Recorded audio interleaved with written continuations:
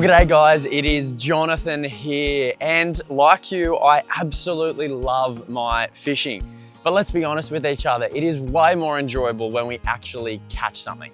So today, what I'm gonna do is take you down to my local jetty or wharf. And how familiar is this place? I'm sure you've all fished off a place like this before. And we're gonna run through my top tips to hopefully increase your chances next time you're out fishing.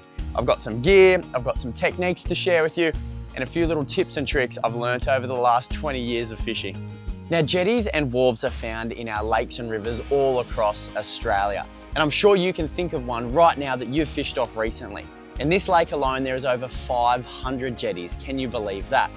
The important thing to note, however, is not all jetties and wharfs allow you to fish off them. And that's because there's other services that require the space that jetties provide. Things like water taxis, sailing clubs, coal terminals, ferries in places like Sydney Harbour. So a really important tip before you go fish off a wharf or jetty is to read the signage at the start and the end of the jetty and just make sure you're allowed to fish off it. If it says you can't, move on and find another spot and respect those services that need to use this space. Now let's have a bit of a chat about why jetties are such a good spot to go fishing. Firstly, the accessibility. They're usually located near a park or a communal bank here like this, and we can very easily walk out and have a bit of a fish, which is great news. But that's not the only reason they're great fishing spots. The other reason is because of the structure that they provide for fish. Now let me explain that to you. The structure that you see above the waterline, things like pylons and bits of wood like this that exist on top of the jetty, also exist below the jetty. And what that means is that provides a place for fish to feed, breed and seek shelter. Let me explain that. So the structure below the jetty sits in the water, and that allows for things like oysters, mussels and other crustaceans to cling to it. That's now their home. But what eats those? Fish.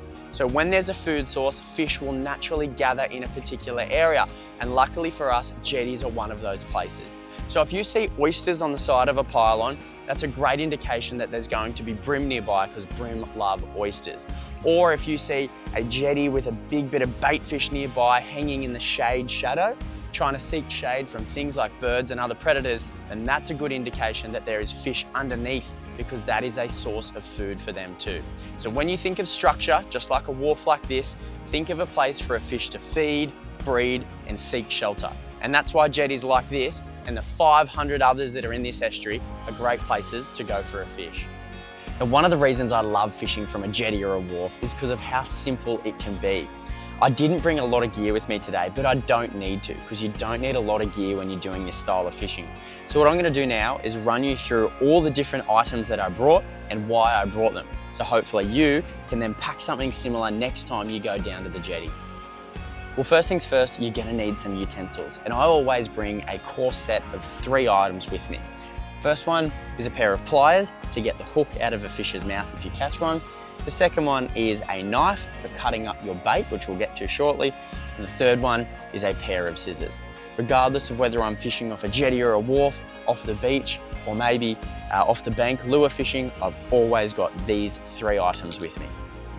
Now the next bit of gear I've got with me is our hooks. Now the proper name for things like hooks, swivels and sinkers is terminal tackle. But you'll notice that I only have hooks with me today. That's because when we're fishing off a jetty, most of the time it's quite shallow water and we don't actually need any sinkers on our line in order to float that bait down. But we'll get to that shortly. Today I've got a 1/0 and a 2/0, or a size 4 and a size 2.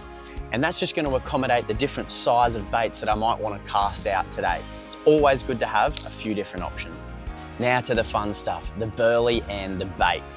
What I've brought today is a selection of 3 different items. Each are going to play a really important role. The first one is the bread that I've got here. This is some old stale bread that Mum and Dad had in the fridge and they were going to throw it out. So next time you see some bread that's going to be thrown out, grab it, put it in the freezer and bring it down to the jetty next time you go for a fish. This is going to be great not only to use for baits, but it's also going to be good to mush up in the water to attract fish to come to us. Similar to this here, these are some pre-made burley pellets. You can pick them up in any of your local tackle shops and they're great to throw out to bring fish to us. They're heavily scented and they sink down to the bottom.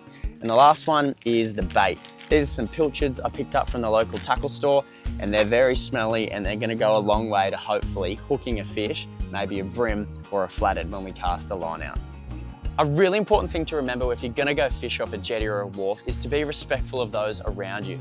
You don't wanna leave any rubbish when you're fishing here, and you wanna keep all of your gear in a contained area so other people who wanna come fish off these places can do so without having to operate in and around all your gear. So you'll see here, I've brought my own little chopping board, and I've got all of my bait and my terminal tackle contained on that board. Sometimes on a Saturday or a Sunday, there might be 5 or 6 people that wanna cast a line, and we don't want to take up more space than we need. The other thing is, if you're fishing with baits, once you've finished fishing for the day, make sure you wash down your area and don't leave any stinky pilchards around. People bring their dogs out here, they might come out here for a nice coffee or a leisurely walk, and the last thing they need is to smell your leftover bait. So whenever you're fishing, it doesn't matter if it's off a jetty, a wharf, a beach, or on your boat, just clean up after yourself, and it will go a long way for others having a great time out on the water as well. Now, we mentioned before that jetties offer a great range of structure for fish to hang around, the pylons and the piers that hold the jetty up into the water. Well, that is actually a big tip that we need to remember when we're casting our line into the water. Let me explain why. If the structure is underneath our feet, then that is where we want to be casting our line. The biggest mistake I see people make is they try to cast out as far as they possibly can. But what structure is out there? There is none. The structure's all here. So the tip that I've got for you is when you're pitching your bait into the water and you're fishing off a jetty or a wharf, you've got to get comfortable with barely casting at all. You just want to place your bait as close as you can to the pylons of the structure and let it waft down naturally. Once you do that, I promise you, you'll go a long way to catching yourself a fish, because that is where they're going to be hanging out.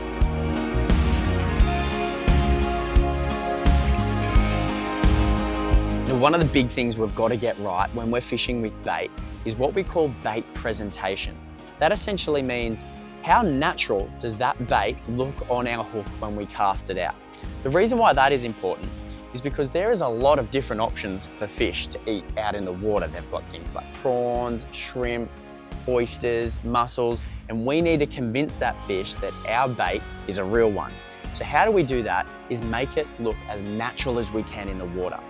If we were to put that bait on incorrectly and it's sinking down in the water column, spiraling like that, that looks unnatural. And I can tell you now, a fish is not going to eat it. But if we present the bait on that hook to look nice and natural and streamlined, and it slowly wafts down in the water, looking like a fish that's been injured, or maybe something that's been dislodged off a pylon, then that's gonna go a long way for you to catching that fish or convincing that fish to come over and eat your bait. So right now, I'm gonna show you 2 different bait presentations, and you can choose which one you like best. The first one is if we're going to use bread for bait. Now what we wanna do with bread, particularly if it's still nice and soft or it's got a bit of moisture in it, is just create a little bit of a tear off like that. Place your hook in the middle of it and then mold the bread around the hook.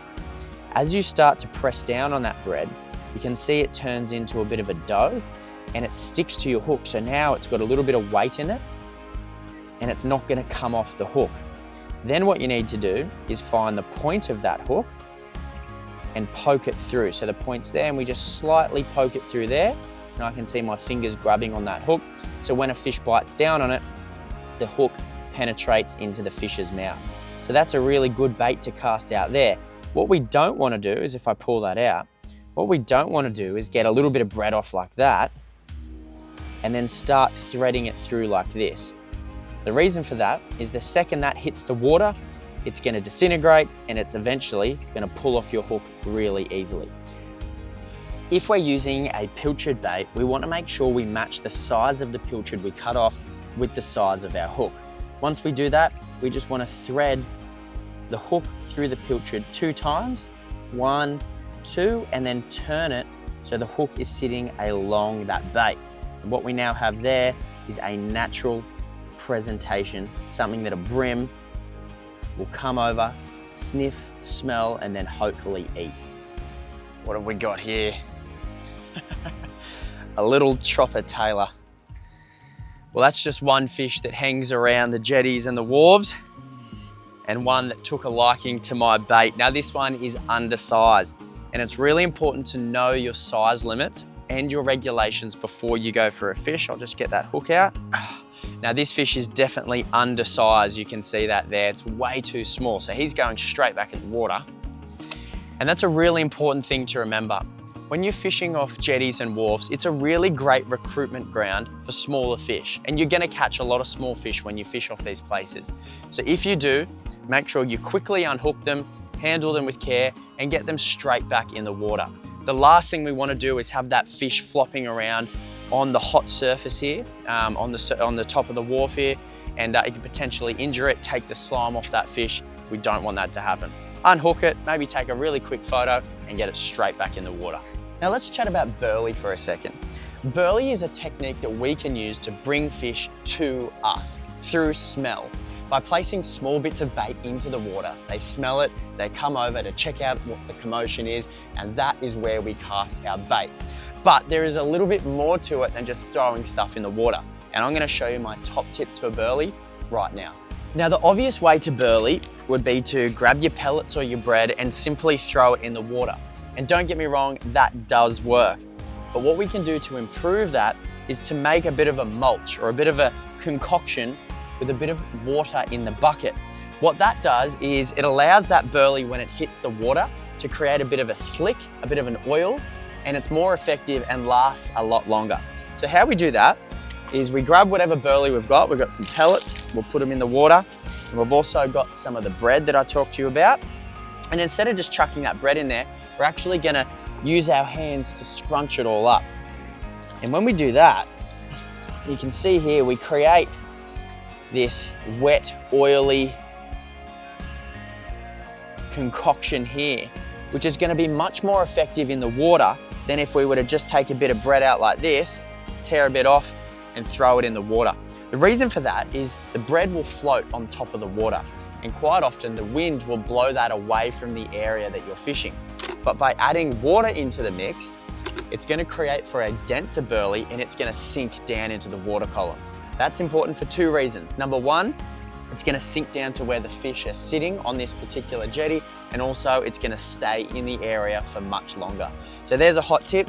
Instead of just throwing burley out like that, mix it with a bit of water and you'll create for a much more effective way to bring fish to you.